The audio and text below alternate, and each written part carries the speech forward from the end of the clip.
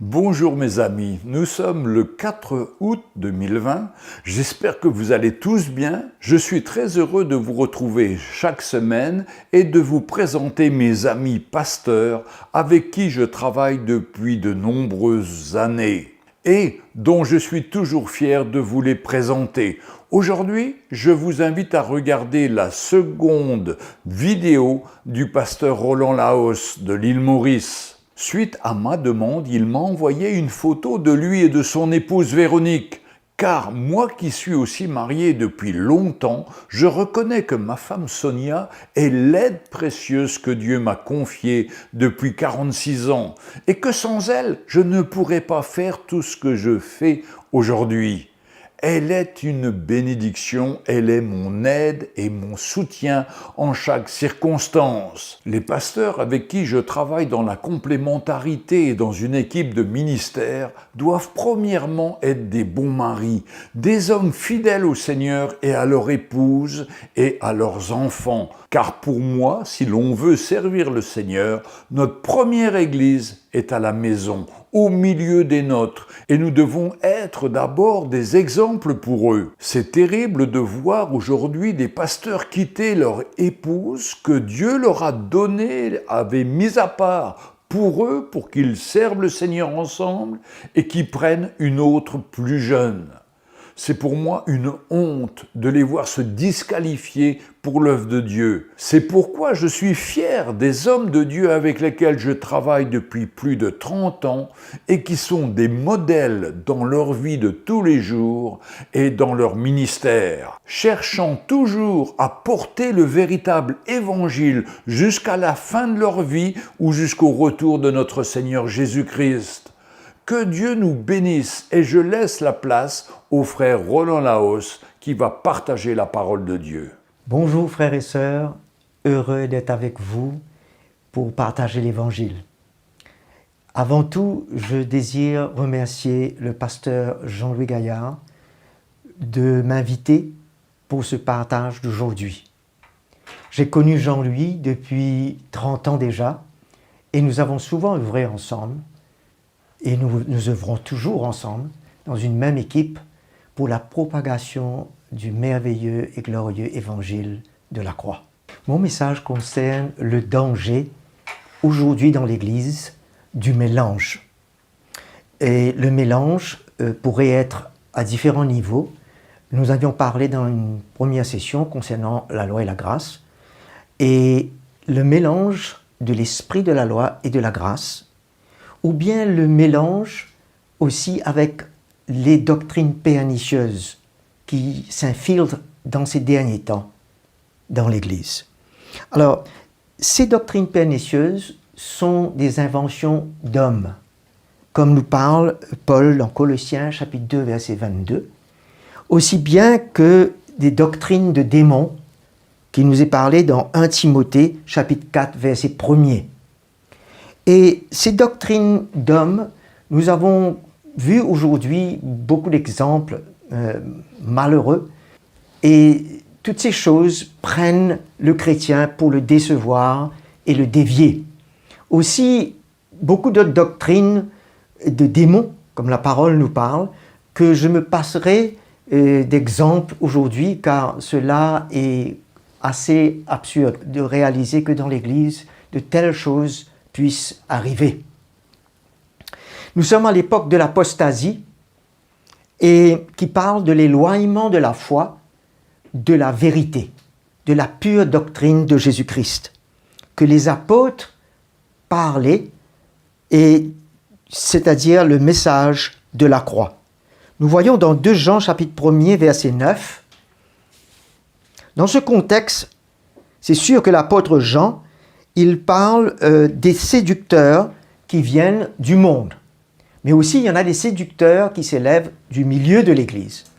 Ok, quelle que soit la séduction, mais Jean nous dit au verset 8, « Prenez garde à vous-même, afin de ne pas perdre le fruit de notre travail, mais de recevoir une pleine récompense. Quiconque va plus loin et ne demeure pas dans la doctrine de Christ n'a pas Dieu. Celui qui demeure dans la doctrine a le Père et a le Fils. » C'est très sérieux. Parce que celui qui ne demeure pas dans la doctrine, finalement, se retrouve seul, avec lui-même. Il n'a pas le Père et il n'a pas le Fils. Alors, c'est une position dangereuse, surtout pour les serviteurs de Dieu, et qui permettent l'infiltration des doctrines dans l'Église pour affecter la foi du peuple de Dieu.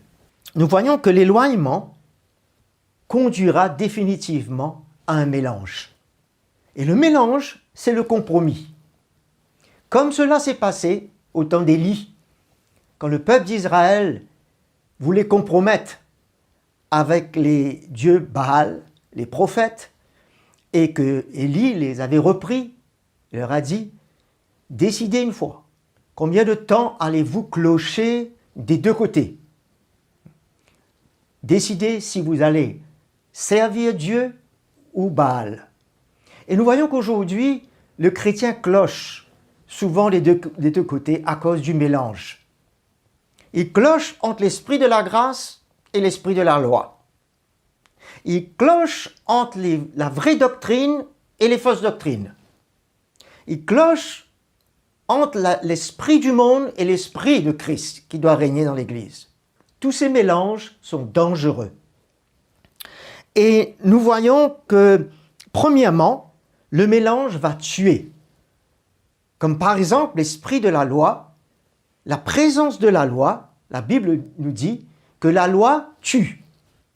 Elle va tuer l'esprit de la grâce dans l'Église. Et le mélange va aussi affaiblir l'Église. Elle va perdre de sa force parce qu'elle va permettre la force de l'homme de s'installer dans l'Église. Elle va permettre aussi l'esprit du monde. Et les deux, que ce soit la force de l'homme, que ce soit l'esprit du monde, affaiblit l'Église et diminue l'œuvre de l'esprit dans l'Église. Le mélange va aussi ternir ou aveugler, va diminuer de la lumière de l'Évangile, va finalement emmener le chrétien à abandonner la vraie foi, la foi dans l'Évangile de la croix, la foi dans Jésus-Christ et lui crucifié. Le mélange va ternir la vérité de l'Évangile, de la doctrine de Christ. Et elle va emmener la foi du chrétien à se fonder sur la sagesse des hommes et non sur celle de Christ et non sur la révélation de Christ et lui crucifié. 1 Corinthiens, chapitre 2, versets 4 et 5. « Ma parole et ma prédication, Paul le dit, ne reposaient pas sur les discours persuasifs de la sagesse, mais sur une démonstration d'esprit et de puissance, afin que votre foi ne soit pas fondée sur la sagesse des hommes, mais sur la puissance de Dieu. » Comment cela est tellement important de voir que le vrai évangile soit proclamé et soit protégé dans l'Église, au milieu de nous, pour la protection de la foi du chrétien. Nous voyons que dans le mélange, la foi du chrétien tend à s'établir tantôt sur le peu de la fondation de la doctrine de Christ existant dans l'Église, et tantôt sur le beaucoup, si je puis dire, de la doctrine de l'homme. C'est pour cela que les portes de l'enfer vont tenter à prévaloir dans l'Église aujourd'hui. Malgré que Jésus a parlé que les portes de l'enfer ne vont pas prévaloir, c'est autant que l'Église demeure sur la vraie doctrine de Christ. Elle sera forte pour faire face aux portes de l'enfer. Sinon, elle s'affaiblit.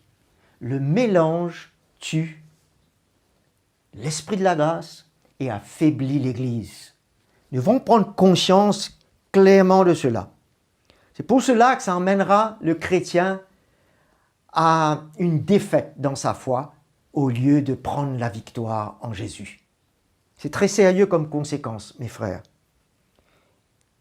Nous avons une situation similaire concernant le peuple d'Israël dans Esdras, le chapitre 9, versets 2 et 11.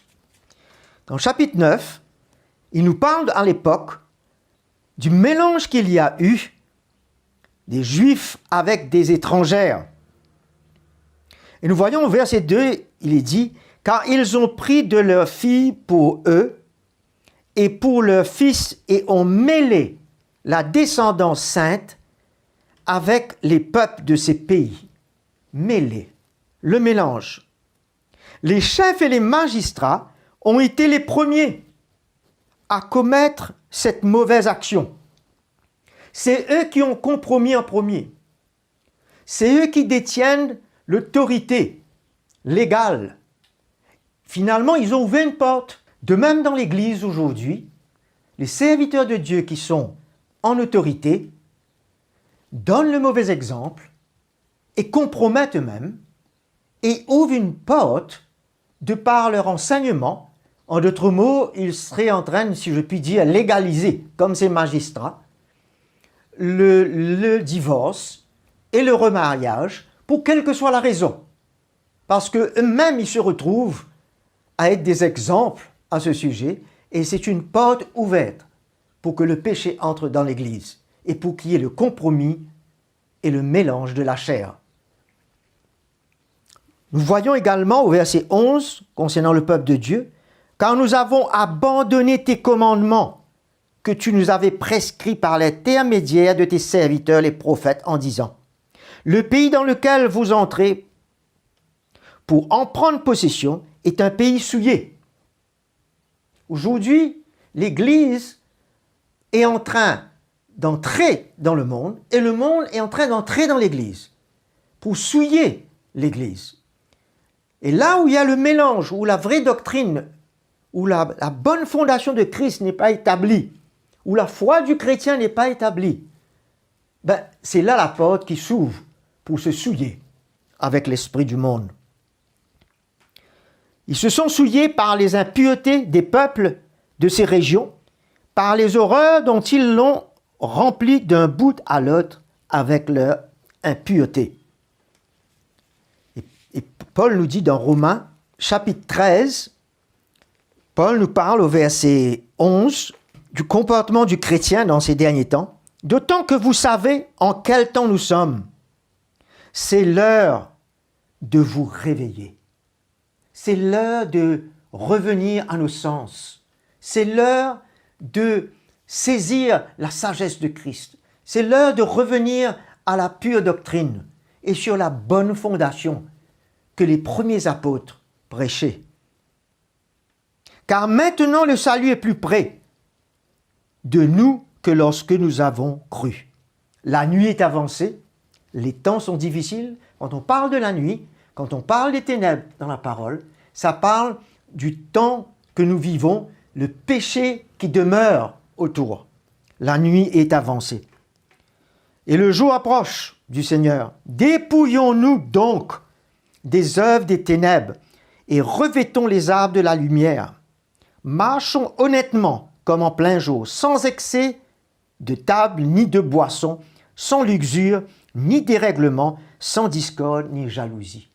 Et malheureusement, frères et sœurs, là où la doctrine de Christ n'est pas clairement établie au travers du ministère apostolique, là où l'évangile de la croix n'est pas clairement annoncé, ces choses deviennent possibles.